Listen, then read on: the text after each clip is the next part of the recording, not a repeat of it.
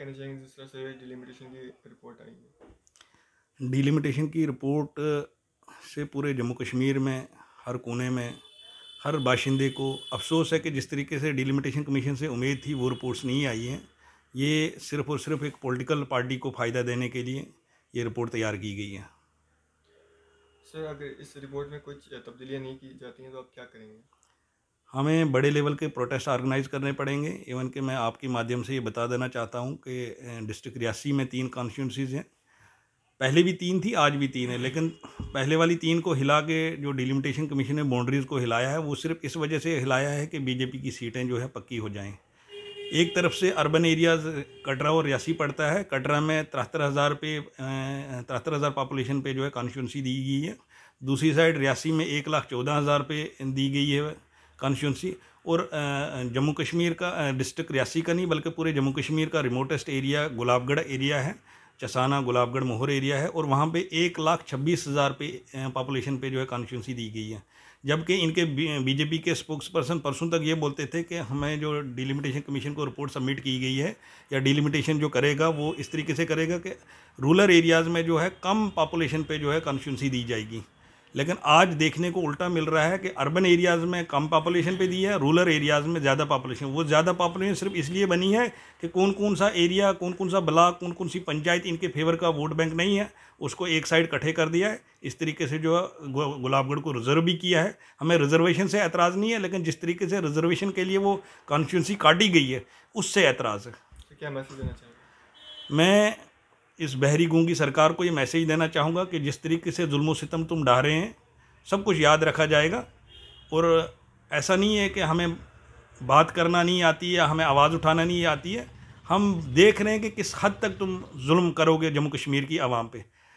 जिस तरीके से आप लोगों ने डिलिमिटेशन कमीशन की रिपोर्ट सबमिट करके ये जाहिर किया है कि जम्मू कश्मीर की आवाम जो मर्ज़ी सो करे, करना वही है जो बीजेपी चाहेगी।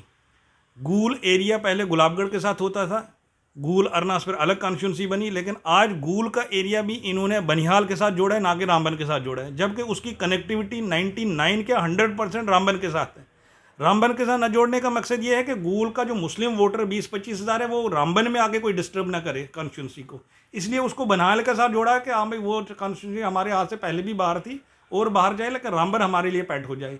उसी तरीके से थुरू अरनास के साथ होता था, थुरू ब्लॉक अरनास के साथ होता था, उसको काट के इन्होंने गुलाबगढ़ में डाल दिया। गुलाबगढ़ में डालने का मकसद सिर्फ ये था कि हाँ भाई वो रिजर्व भी हो, एक हो जाएगी। दूसरा जो अरनास की कॉन्स्टिट्यूंसी थी वो बीजेपी की एक पेट सीट बन सके।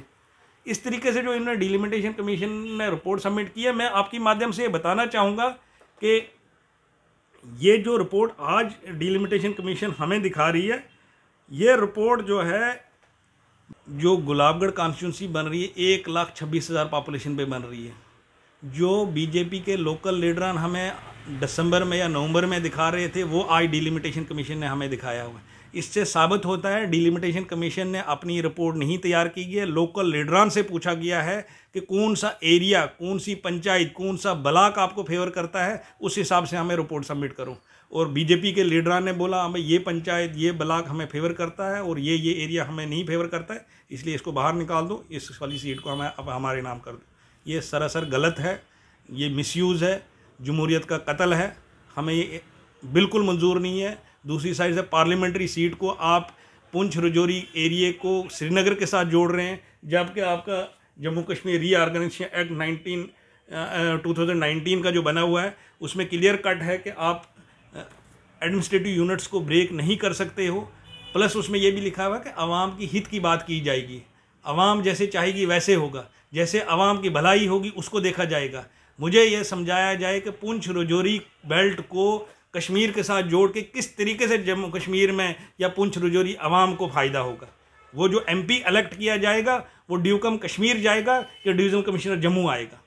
ये सारी चीज़ें बीजेपी को क्लियर करनी पड़ेंगी और हमें इसमें अगर ये साथ न दें, ये इसको दुरुस्त ना करें, हम बड़े लेवल का प्रोटेस्ट स्टार्ट करेंगे, ऑल ओवर जम्मू कश्मीर करेंगे, जिसकी शुरुआत मैं अपने मोहर से भी कर रहा हूँ।